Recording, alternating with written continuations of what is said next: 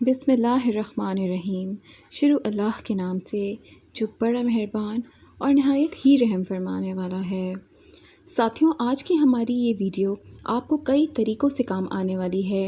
ये वीडियो आपको मोटिवेट करेगी, आपको अपने दीन इस्लाम पर फ़ख्र होगा और हुज़ूर पाक सल्लल्लाहु अलैहि वसल्लम की मोहब्बत का दर्जा आपके दिल में मज़ीद बढ़ जाएगा।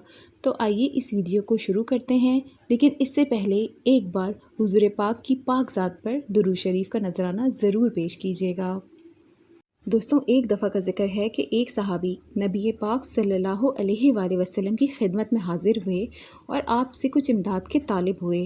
दोस्तों, इस बात से ये साबित होता है कि मुआशी मजबूरियों का हल भी हमारे प्यारे आका की दर नबूवत से मिलता था। जब ही तो वो सहाफ़ी आप सल्लल्लाहु अलैहि वसल्लम के पास हाज़िर हुए थे।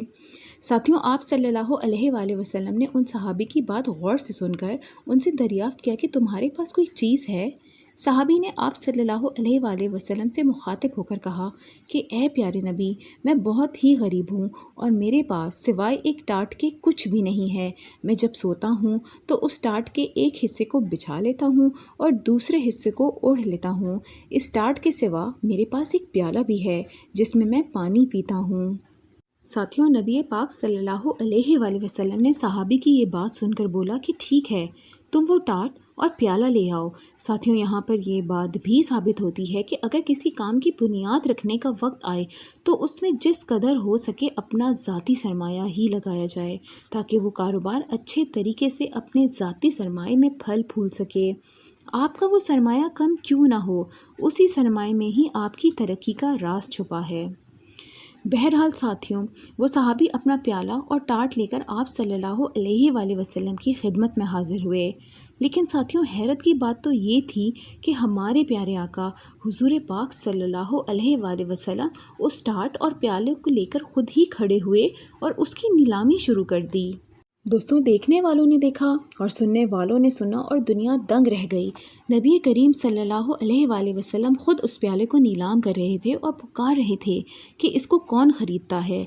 जिस पर एक साहब आगे बढ़े और कहने लगे, हुज़ूर पाक, मैं इस टाट और प्याले को लेता हूँ 1 दरहम में। साथियों, यहाँ पे ये बात भी गौर करने वाली है कि हमारे प्यारे नबी सल्लल्लाहु अलैहि वसल्लम के इस अमल से मंडी की तिजारत का भी जवाज़ मिलता है और सहाबी का उन अशिया के लिए कीमत पर राज़ी होना इस बात की दलील है कि नीलाम होने पर अगर किसी शय की कीमत आपको समझ आ रही हो तो आपको उसे बग़ैर छुए जैसे है जहाँ है उसी हालत की बुनियाद पे ख़रीदना पड़ेगा या ख़रीदा जा सकता है। दोस्तों, नबी करीम सल्लल्लाहु अलैहि वसल्लम ने फिर हाज़रीन को मुखातिब किया और कहा कि 1 दिरहम में इस टाट और प्याले की कीमत पर मज़ीद इजाफ़ा कौन करता है।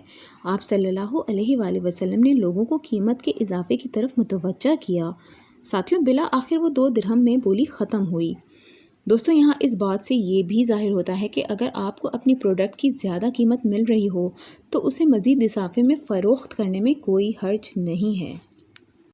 साथियों, बिला आखिर सहाबी का वो टाट और प्याला ख़रीदार के हवाले कर दिया गया और वो 2 दिरहम जो कीमत में वसूल हुए थे वो हाजतमंद अंसारी के हवाले करके आप सल्लल्लाहु अलैहि वसल्लम ने फरमाया, तुम 1 दिरहम से अनाज ख़रीदो और अपने घर वालों को दो और दूसरे दिरहम से कुल्हाड़ी ख़रीद कर मेरे पास आओ।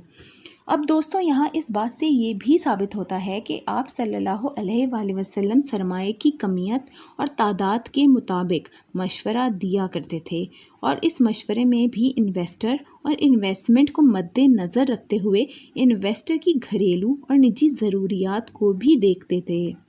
दोस्तों, आजकल बिज़नेस कंसल्टेंट की हैसियत से माशियात के तालिब इल्म को सीरत के इस पहलू से ज़रूर और लाजमी वाकिफ़ होना चाहिए।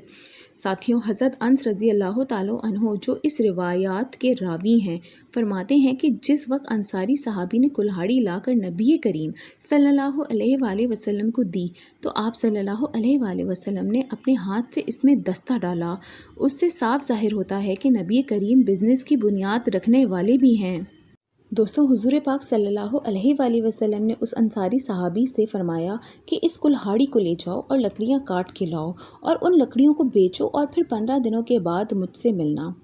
نبی کریم صلی اللہ علیہ وآلہ وسلم کا حکم مانتے ہوئے وہ صحابی چلے گئے اور پورے 15 دن بعد آپ کی خدمت میں حاضر ہوئے اور نبی کریم سے مخاطب ہو کے بولتے ہیں، اے رسول خدا، ان 15 دنوں میں نے اس کلہاڑی کی مدد سے 10 درہم کی آمدنی کی اور ان پیسوں سے میں نے پہننے کے کپڑے لیے اور اپنے گھر والوں کے لیے غلہ بھی خریدا۔ ساتھیوں، اب یہاں یہ بات بھی ظاہر ہوتی ہے کہ نبی پاک ایک ماہر کنسلٹنٹ کی حیثیت سے فیڈ بیک پروسیس بھی کرتے تھے تاکہ اندازہ ہو سکے کہ بزنس کہاں پر پہنچ رہا ہے اور کس طرح کے اخراجات ہو رہے ہیں، کیپٹل کتنا ہے اور وہ آمدنی کہاں خرچ ہو رہی ہے۔ بہرحال ساتھیوں، انصاری صحابی کی بات سن کے آپ صلی اللہ علیہ وآلہ وسلم کا چہرہ دمک گیا اور انہوں نے انتہائی خوشی اور اطمینانی کے عالم میں اس انصاری صحابی سے فرمایا، جس کا اردو ترجمہ ہے کہ یہ اس سے بہتر ہے کہ تم روز قیامت بھیک کا داغ اپنے چہرے پہ لگائے ہوئے آؤ۔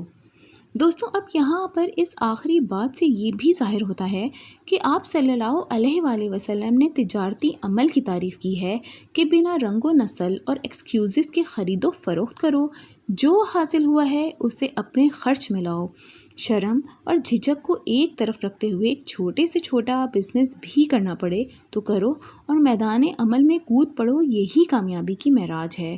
سبحان اللہ۔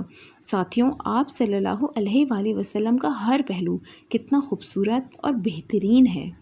ساتھیوں، آپ کو ہماری یہ ویڈیو کیسی لگی ہمیں کامنٹ سیکشن میں ضرور بتائیے گا، اور اگر آپ نے ہمارے چینل کو ابھی تک سبسکرائب نہیں کیا تو آپ اسے جلدی سے سبسکرائب کر لیں، اور اگر آپ کے دل و دماغ میں ہمارے لیے کوئی رائے ہے تو ضرور ہمیں بتائیں۔